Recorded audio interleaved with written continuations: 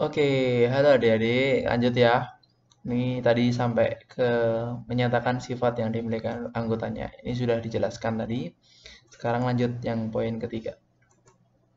Oke, menulisnya. Yang ketiga adalah menuliskan notasi pembentuk himpunan. Suatu himpunan dapat dinyatakan dengan menuliskan kriteria atau syarat keanggotaannya himpunan tersebut. Jadi kalau tadi yang pertama udah mendaftar, yang kedua mendaftar anggotanya ditulis anggotanya itu berapa aja, terus yang kedua adalah menyatakan sifatnya, yang ketiga sekarang menuliskan syarat keanggotaan himpunan tersebut. Seperti ini. Himpunan ini dinotasikan sebagai berikut. A sama dengan X sedemikian sehingga X syarat yang harus dipenuhi X. Mesti bingung ya? Oke, langsung ke contoh aja. Contoh 1. B sama dengan bilangan ganjil kurang dari 10. Nah, di sini ini juga cara menyatakan himpunan menggunakan sifatnya. B bilangan ganjil kurang dari 10. Ini itu menyatakan himpunan menggunakan sifatnya. Nah, cara menyatakannya bila menggunakan notasi pembentukan himpunan itu seperti ini. B sama dengan X sedemikian sehingga X lebih kecil dari 10, di mana X adalah bilangan ganjil. Jadi, di sini X sifatnya ini syaratnya X harus bilangan ganjil. Nah, syarat keduanya X harus kurang dari 10. Seperti itu. Nah, menulisnya seperti ini. X di sedemikian sehingga X lebih kecil dari 10. X adalah bilangan ganjil. Jadi X-nya yang diisi di sini adalah bilangan ganjil yang kurang dari 10. Di sini 10-nya tidak termasuk karena kurang dari 10. Oke. Yang C, bilangan prima kurang dari sama dengan 19. Nah, ini kurang dari sama dengan 19. Bilangan prima berarti 19 bilangan prima bukan? Ya, 19 bilangan prima. Dia termasuk juga karena di sini kata-katanya bilangan prima kurang dari sama dengan 19. Kecuali kalau nanti dia tidak termasuk adalah bilangan prima kurang dari 19. Nah, kalau kurang dari sama dengan 19, dia termasuk di bagian dalamnya gitu kan.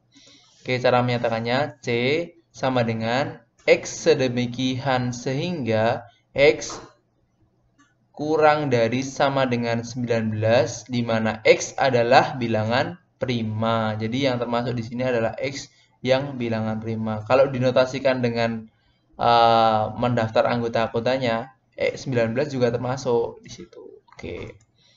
Lanjut. Nah, sekarang masuk ke jenis-jenis himpunan. Nah, ini mulai asik nih di sini deh. Jenis-jenis himpunan. Himpunan kosong adalah himpunan yang tidak memiliki anggota. Biasanya disimbolkan dengan seperti ini atau seperti ini. Nah, jadi himpunan bilangan kosong itu kurung kurawal, nanti nggak ada isinya, terus tutup kurung kurawal penutup, atau langsung nol tapi di garis miring. Nah, itu namanya himpunan bilangan kosong. Simbolnya seperti itu. Contoh, 1. Himpunan hewan berkaki 3. Kira-kira ada nggak sih hewan berkaki 3? Nggak ada kan? Berarti dia termasuk himpunan bilangan kosong. Maka A sama dengan himpunan bilangan kosong. Atau nulisnya boleh seperti ini. Nah, boleh seperti ini. Nah, karena nggak ada hewan berkaki 3 itu nggak ada. Jadi dia mau ditulis apa juga nggak tahu kan? Apa kamu mau bikin hewan sendiri kan? Nggak bisa kan? Oke, yang kedua. B. Himpunan bilangan ganjil yang habis dibagi 2. Kira-kira bilangan ganjil semuanya ada yang bisa dibagi 2 kok? Gak ada. Yang bisa dibagi 2 itu hanya bilangan genap. Kalau bilangan ganjil dibagi 2 nanti pasti ada setengahnya. Jadi tidak menjadi bilangan bulat. Gitu. Jadi himpunan bilangan ganjil yang habis dibagi 2. Habis. Tidak boleh sisa ya. Habis dibagi 2. Kalau ada sisanya 0,5 itu namanya sisa. Habis itu harusnya habis menjadi bilangan bulat. Jadi misalnya 4 dibagi 2. Hasilnya 2, nah itu habis, dibagi habis gitu. Jadi tidak ada himpunan bilangan ganjil yang habis dibagi 2. Maka B adalah himpunan bilangan kosong. Simbolnya seperti ini atau seperti ini. Oke. Yang ketiga, himpunan siswa kelas 7 SMP yang berumur 5 tahun. 7 SMP, kelas 7 SMP yang berumur 5 tahun. Kira-kira ada nggak sih siswa kelas 7 SMP yang berumur 5 tahun? Nggak ada ya. Semisal dia akselerasi pun nggak mungkin dia umur 5 tahun. 5 tahun tuh masih TK ya, masa udah kelas 7 SMP? Tidak mungkin. Secepat-cepatnya dia sekolah, paling nggak kelas 7 SMP itu nggak umur 5 tahun. Jadi udah ya paling nggak selisih di sedikit lah. Nah, kalau 5 tahun itu masih TK, jadi maka K adalah himpunan bilangan kosong. Tulisannya seperti ini. Oke, paham ya, untuk himpunan bilangan kosong itu himpunan yang tidak ada anggotanya. Tidak ada anggota. Jadi mau dicari-cari anggotanya tidak ada karena tidak ada anggotanya emangnya. Emang tidak ada. Oke, himpunan semesta. Tadi himpunan bilangan kosong yang pertama, sekarang himpunan semesta. Himpunan semesta merupakan himpunan yang memuat semua anggota yang sedang dibicarakan. Himpunan semesta dilambangkan dengan S. Jadi ini khusus huruf S kapital itu nanti untuk sekarang dan seterusnya itu merupakan simbol dari himpunan semesta. Himpunan semesta itu himpunan yang meliputi himpunan bagian. Nanti apa himpunan bagian dijelaskan di setelah ini. Contoh, jika diketahui himpunan A dia memiliki anggota nanas, anggur, maka himpunan semesta dari A yang mungkin antara lain S, himpunan buah-buahan. Ya, nanas dan anggur termasuk himpunan buah-buahan.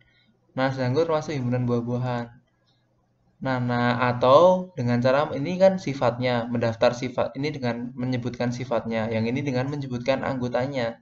Jadi nanas, jeruk, anggur, melon. Nah, di sini A semestanya misalnya nanas, jeruk, anggur, dan melon.